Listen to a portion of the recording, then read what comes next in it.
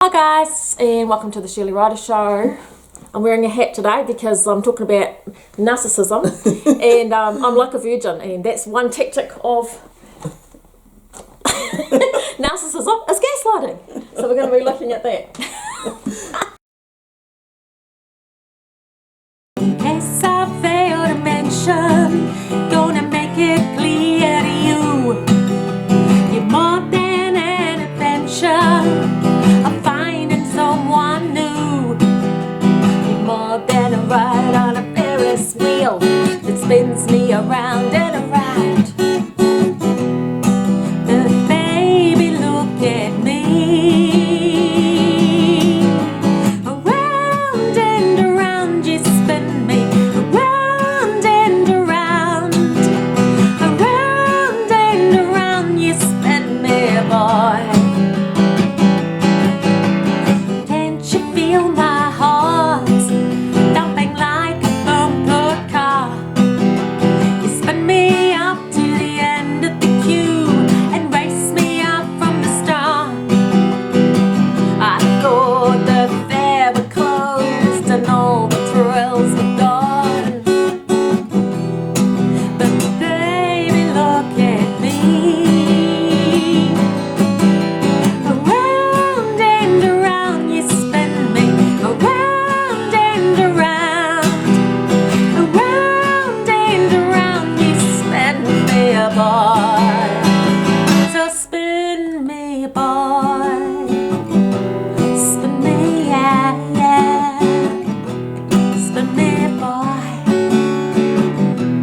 Spin me, yeah.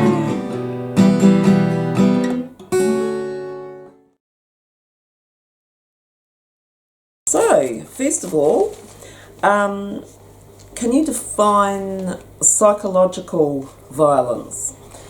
Yeah, well, basically it's what we were talking about last week. For those of you that missed it, just go back to the last live show and you'll see that in the comments I've posted up the power and control wheel, which has the spokes of psychological domestic violence. Yep. So it's using mind things rather than fists and sexual abuse. That goes on the outside of the wheel. On the thing is gaslighting and things like that, which we'll get into. Okay. And basically that's why I'm talking about narcissism, because it fits in very nicely after talking about psychological domestic violence.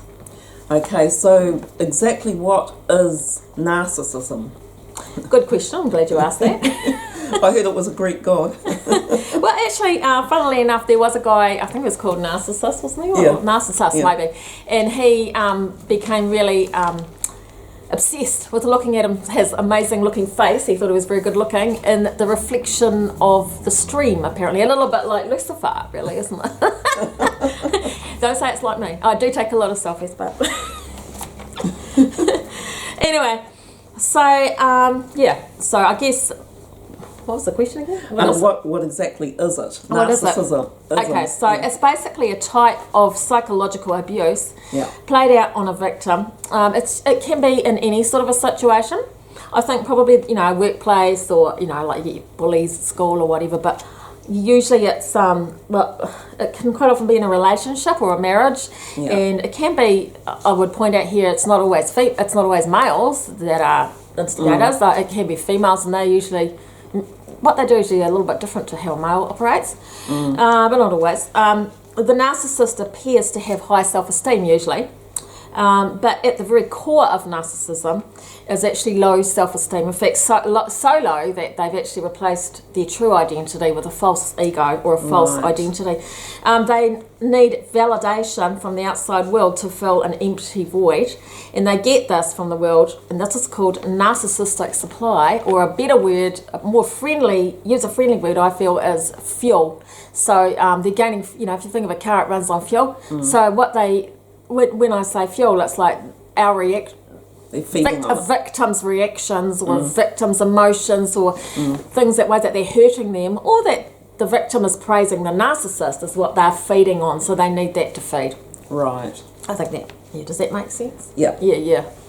Okay, so this narcissistic personality disorder we'll just refer to as Npd. Thank you. Because it's a bit long-winded to say. Yeah. So can you define the difference between Npd and narcissism? Yeah, well, narcissism, everybody needs a little bit of narcissism because a healthy narcissism is good. I mean, if we had no narcissism at all, we probably wouldn't be able to survive in this world because we'd be too... you've got to be a little bit... You've got to be presentable for work. Yeah. So that's okay. And, most people might score between, 5 and 12 or something, or 13 for a normal, 14 for a normal amount of narcissism. And, they say that celebrities might score like about 17 or something, real celebrities, I mean. Right. And, but I think you have to be... on the actual official psychological scale, I think it's like over 20, between 20 and 40 or something, to actually be considered NPD, not just high in narcissism traits. Right. Yeah. I mean, I suppose you could call someone that's high in narcissism traits, they might just be a bit of a dickhead, But they haven't actually got narcissist personality disorder, just a bit different. Yeah. Okay, so there's different types of narcs, and what do they have in common? They basically all have a false ego, I would call it, or a very frail ego. The other things that they have in common are they lack empathy, they're entitled, self-entitled, grandiose, they have chronic seeking of validation, of course, because they need to validate, whereas most of us get our validation inside, like from things we've done, so we have feeling pride or something. I did that and it's cool, and that's, you don't need it from everybody else because you already have it, but they just don't have that. Right. So they have to get and they're very superficial. They have a lot of rage in them at their core. They're arrogant, manipulative, exploitive of others. They can be toxic and malignant. The malignant narcissist, which is quite a quite a dangerous one. They can look a lot like psychopaths, but they have the capacity to feel remorse, whereas a psychopath doesn't. So that's the main difference. So there are different types. Yeah, and I'll get to that in a minute. And they're also charming. Okay. Yeah, and they show off. Well, the classical one shows off, which is one of the types. Right. And but you kind of feel like when you're around a narcissist for a long time, you feel drained. You feel like the oxygen's been sucked out of you, basically. Yeah. So watch out for that.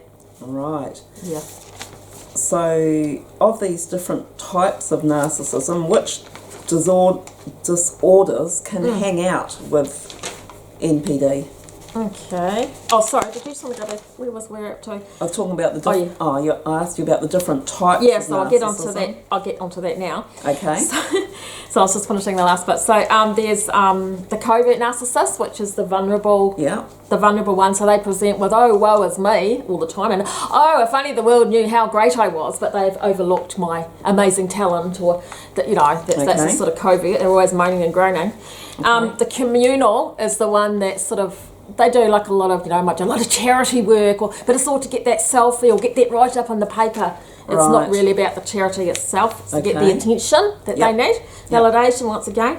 You got your classical or grandiose, which is, your gym bunny. And don't worry, I'm not saying everyone that goes to the gym is a narcissist. I mean, I used to go to the gym too. I'm just saying that. But the ones that parade. The ones that think they're all that, Yeah. And then you got your sort of benign type one, which is your sort of garden gnome variety, the one that don't even know they are an narcissist. And they kind of, they often talk really fast, and I talk fast, but I mean, they don't make a lot of sense. Right. Yeah, and they can be, Yep. They can be like the life and soul of the party type as well. So they're not, in some ways, they're quite good to hang around on some occasions. Yeah. Okay, so if you had a relationship with a narcissistic person, which type would you choose? I wouldn't choose any, but I'd probably go for the benign one. Yeah. Because at least they're fun at the party. Right. As long as the party lasts forever. Yeah. Okay. Okay, and what's the most common type of narcissist out there? Okay, so that's the classical, which is the gym bunny type. Right. Look at me, selfie. Type of person. Yeah. Okay. And I might just add that it's not the fact that they're a gym bunny or a look at me selfie that's making them a narcissist at all. There's a lot of people that do that, and you're not a narcissist. That isn't what makes you a narcissist. It's just that there's those sort of types that are narcissists. Yeah. So should we self-diagnose? No. No? Because we're not psychologists, and I'm certainly not going to be diagnosing anybody on the program tonight. Well, actually, Jen and me are going to do a test afterwards, so we'll publish our results. See how we go. Yeah. But Jen's probably going to cheat. No. That's me off. So anyway, and I'll let you know the link. It's just a fun one. It's not like a real true psychological one, but you can do a quick test to see how you go.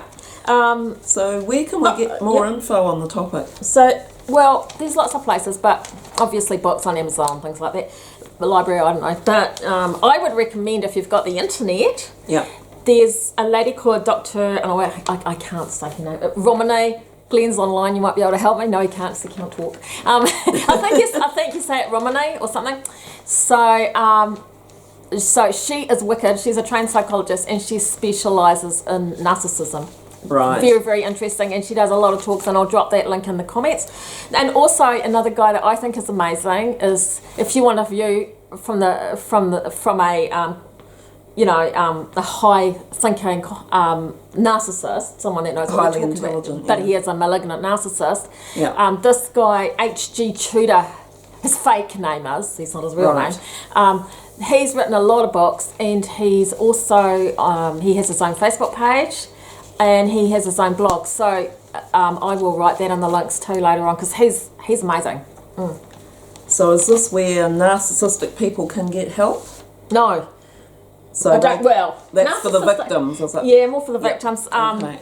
The problem with narcissists is they generally think they don't need help.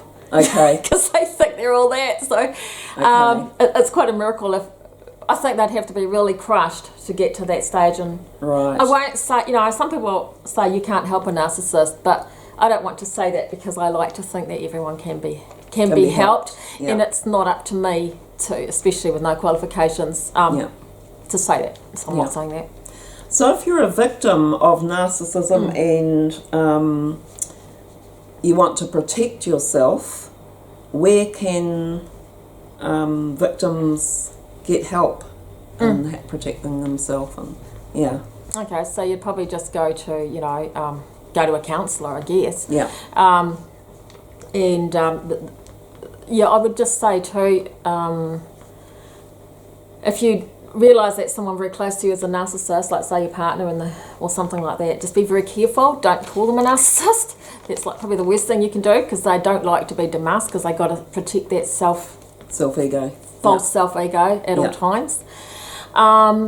So get to leave quietly, and no contact. Block them on Facebook. Have nothing to do with them, because they're going to come back and hoover you again back into the relationship. So don't. So get away safe. And just be quiet, and you're going to have to put up with a lot of crap for ages, possibly. Yeah. But in the long run, it's worth it. Okay. Yeah. So, how would you explain the difference between a psychopath and a narcissist? Well, I think the psychopath really just doesn't have any remorse. But how I like to think about it, and I'm not sure if I'm right, so don't quote me on this because I'm not an expert, but I just think of it like a line, a continuum. So you've got your narcissist and your different types coming along, and then you've got your sociopath around here, and then you've got your psychopath at the end. Right at the end. So I think about like a continuum. That's what I think, but I might be wrong, so correct me if I am. And actually, there was another question there too, about what they hang out with. So what? I didn't answer that. What can victims do to protect themselves? No, there was the question about what do you normally see that presents with narcissism. Oh, right. I think we skipped over that one. But it's basically, and this isn't to say that anybody that's got bipolar or depression is a narcissist, but sometimes that can actually hang out with narcissism. Right. Yeah. Of course, a lot of people would not have that. Yeah. Yeah. Okay, so you talked about an extreme case being a malignant narcissist. What are their tools? Oh, yes, like that's if you can give some examples of what are the tools, psychological tools for manipulating victims. Yeah. In fact, so I got gaslighting. With my hat, of course. Yeah. Word salad.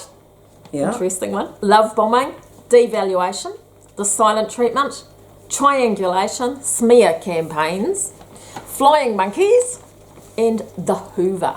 Hoovering, okay. Hoover, yeah. So if you could just maybe go through each of these and give an example. Sure. Sure. Okay, so I'll kind of give them a bit of a basic definition. Right. So gaslighting is basically getting the victim to doubt reality, their memories or whatever. Word salad is using confusing speech so that you can't kind of work out what they're talking about. Okay. Which hopefully I'm not doing now. But doing it on purpose, you know.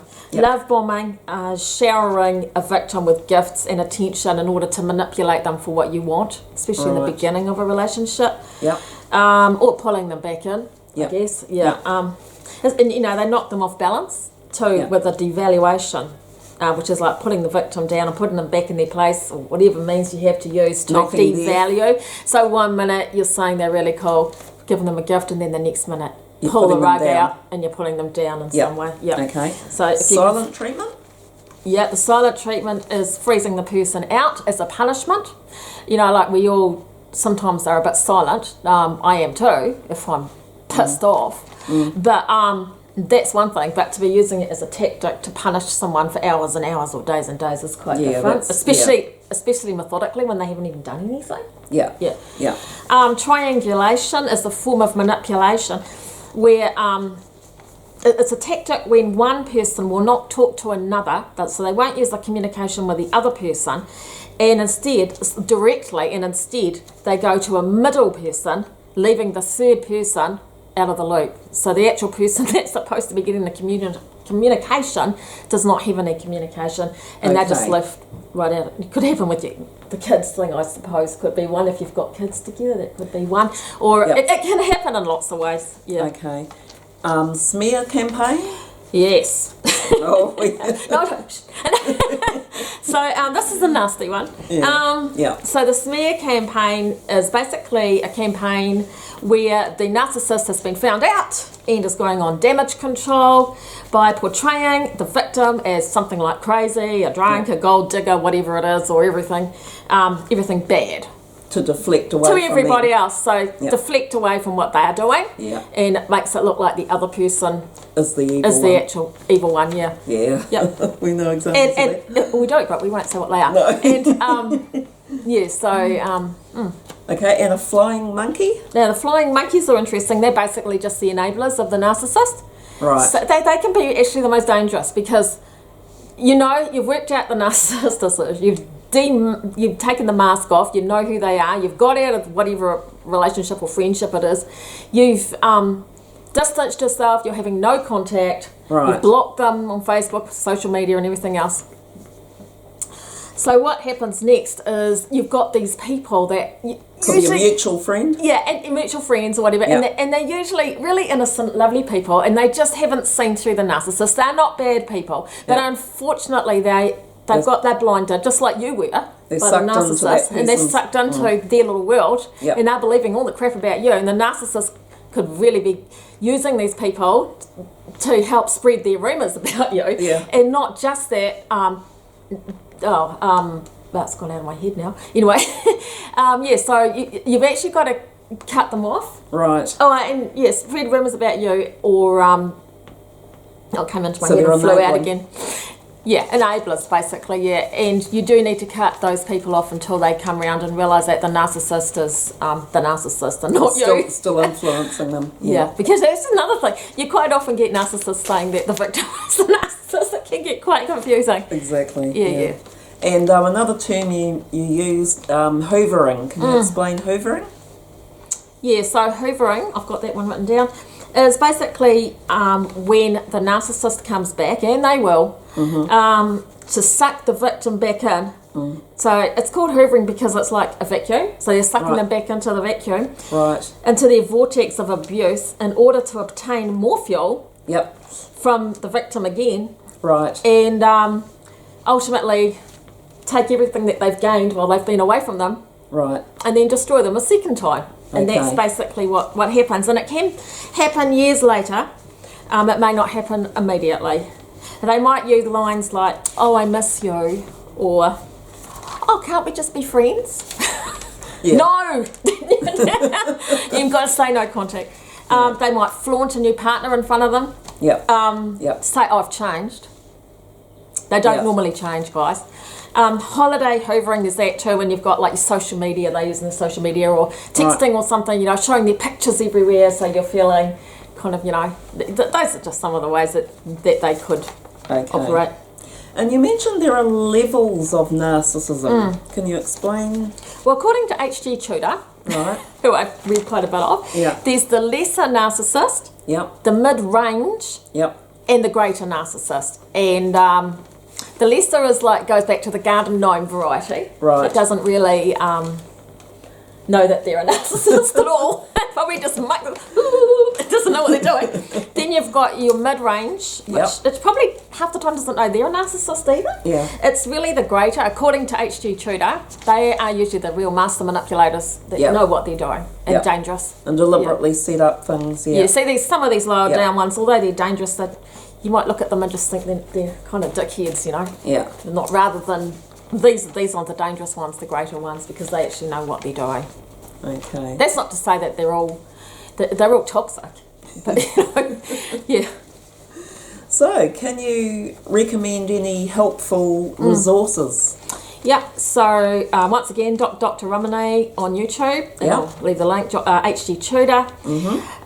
Just look up books on Amazon. There's some great books there. I run a Facebook victim support type group, but I'm not going to give the details because I want to keep everyone and everything confidential in there. Yep. But there are a lot of them on Facebook, so you can join up anonymously to one of those, and most of the time they're pretty protected.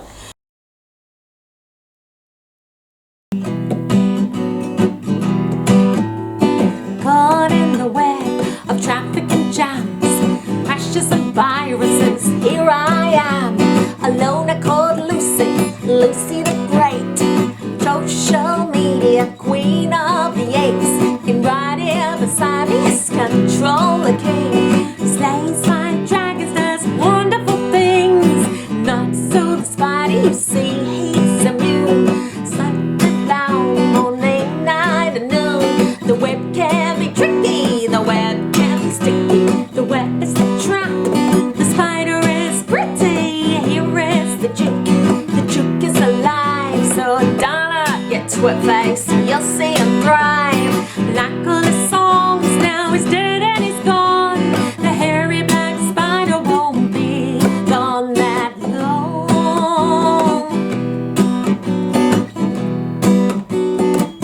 After a while, if that snake don't stop and smile, one day you serve yourself and you're hungry crocodile. You gotta give yourself a break. You gotta give yourself a take. Lucy writes to Lucy Star. Rock a microphone guitar. Rock a microphone guitar. And after a while, if that snake don't stop and smile, whether you serve yourself and you hungry crocodile. And after a while, if that snake don't stop and smile, whether you serve yourself and you hungry crocodile. Cool. So yeah, sorry about that. So that was a mashup of two songs? It was, and the second one bombed terribly, but never mind. You did a good I job. played it through perfectly tonight. No, I stuffed it up when I went. I was like, oh, okay, whatever. But yeah, actually, I should just say, so that's off the Lucy Star album, and those two songs, Yeah, both of them were in the both on the countdown. soundtrack, so that's really cool. And the one before it, so was You Spun Me, the first one I started off with. But handing it over to Jan now, who's been waiting patiently for her turn. Oh, well, good. So away you go. If there's anyone out there that's a total beginner about guitar, I'll just give you a little quick rundown. So, I know with a guitar, most people, if you're not sure what the parts comprise of, it's like a body. You got your body, your neck, and your head of your guitar. This bit here is called the nut, Thanks, Andrew. and this bit here is the bridge. And of course, most acoustic guitars have got 6 strings, and from the fattest string or the bass string to the bottom, they're E, A, D, G, B, and E. And the easy way to remember which string is a little saying Eddie ate dynamite. Goodbye, Eddie. So that's your E-A-D-G-B-E. Now, I'm going to be showing you 3 nice easy chords. They're all major chords. And a fret, these little markers along here are called frets. So the first chord I'm going to show you is a chord of A major. So with A major, you play all 6 strings. The first 2 strings, the E and the A string, are open, meaning there's nothing on the fretboard. On the second fret, you place your finger on the D, the G and the B string. And that's the key of A. Now sometimes if people, if they've got large fingers and they find it hard to fit them on, you can actually do a different shape. So you can do that shape. Or you can flatten it but leave the very high string, the high E string, open. So it's another way, several ways you can play A. So that's A major. The next chord I'm going to show you is a D major. So when you're playing a D major, you don't play the top E string because it becomes a discord. So you can either not play it with your strum or you can just mute it with your thumb. Then your open strings are the A and the D. Then on the second fret, you're going to use your first 2 fingers. So on the G string, you put your finger on the second fret. The very highest E string, you put the second fret. And then the string in the middle is B, and that's where you put the 3rd finger on the B string. So you got a little triangle, and that's your D chord. And remember, you don't play this top E. So that's A, D, and the 3rd chord I'm going to show you is the E major chord. So with the E, you've got your E string, top and bottom open. You have, what I do is start with the 2 middle fingers and put them on the A and the D string on the second fret. And then on the G string you add the 3rd finger on the 1st fret. And then the next 2 strings, the B and the E top string, are open. So you end up with a, and that's your E. So just to recap quickly for beginners, you've got A major, D, not playing that top string, and E. Well, thanks to you. Okay, and an example of a nice easy little song if you want to start with strumming, what I do is I'm just going down, up, down, and the second down is like a chop. So it'll be, so here's a little song, and Shirley is going to add some harmony for me. And when we've done that, I'll just have a look at your comments. Okay. I wonder what it is. So A, in the jungle, D, the mighty jungle, A, the lion. And you can go back and watch after it. Tonight, in the jungle, the mighty jungle, lion sleeps tonight. A whim-a-way, a whim-a-way, a whim-a-way, a whim-a-way, whim-a-way, a whim-a-way, a whim-a-way. As a child, my first guitar, I strummed. I was a famous star. In the making, that I knew, Sting was the man I would pursue. Guitar on back, ready to sing, country roads or anything. Many chords then I could play, the easiest of those being A. Which we've just learned. My bed a stage with swinging mic in hand. Yes, Slash would get a fright. He'd see me playing. I would sit in his symphony orchestra pit, shredding Axl songs for cash with jealous eyes looking on that Slash. Perhaps I'd make a record too for Springsteen, Lauper or U2. I would be great. I would be grand. Oh, I would have so many fans. So many plans. I would be wild as an adult, not a child. Oh, great poem. say actually before I say this that this is has been a great drug for me because I use it. It's used for bipolar, migraine, headaches, and epilepsy. Okay, and for me, it's changed my life. It's been revolutionary. So I'm very grateful for it. But unfortunately, what they didn't tell us was that it harms the unborn child. Right. Which has been many people around the world have been affected by this, which goes under the name in different countries. In New Zealand, it's epilim, and valproate anyway. Right. Yeah. I mean, the birth defects range from spina bifida to death to autism to learning disorders, and also physical things as well, specific physical abnormalities as well. Wow. It's just, for example, me, and there's plenty of other women, we weren't warned when we had our children, and this is actually up until quite recently. Now, in 2016, I think, if I'm right, I'll let you know definitely next week, in the UK, they started putting warnings for to pregnant women not to take it. Well, on my packets, this has only just come on in the last year or two. So I'll basically just be talking about the dangers of this.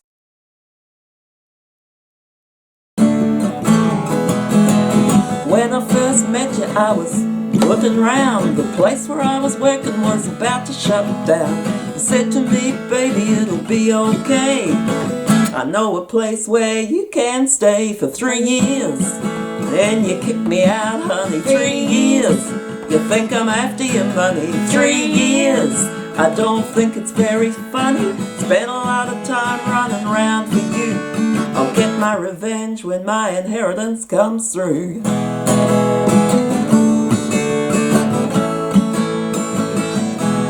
Well, you owed some money, your accounts were behind. I brought them up to date, thought I was doing fine. I didn't mind through the week, been mostly alone, cause I was keeping your records and a man on the phone for 3 years. Then you kicked me out, honey, 3 years. I wasn't after your money, 3 years. I don't think it's very funny. Spent a lot of time doing things for you, but I'll get my revenge when my inheritance comes through.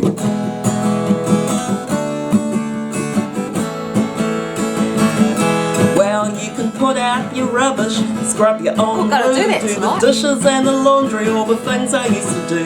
Do vacuuming and shopping and clean up your own mess. Are you happy alone now? Have you no more stress? For 3 years. Then you kicked me out, honey, 3 years. I don't need your money, 3 years. I've got a place that's warm and sunny. Spent a lot of time doing things for you, but I'll get my revenge when my inheritance comes through. 3 years. Enjoy doing this, and Jen and me are getting a bit of a routine now, aren't we? So Jen comes around every Tuesday night.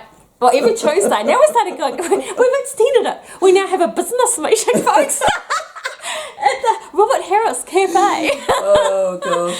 And no, that's really cool. Yeah. And then we sort out what we're doing, and then we so it's good to do some we watch songs. it afterwards before we share it in case it's rubbish. Songs and poems and some serious topics as well. Totally. Yeah. And music promotions, and we giveaways. have dinner. We have dinner afterwards, and I'm cooking snapper tonight. I bet I'll snap that up. I bet Scott will snap it up too. So yeah, thanks very much for tuning in, and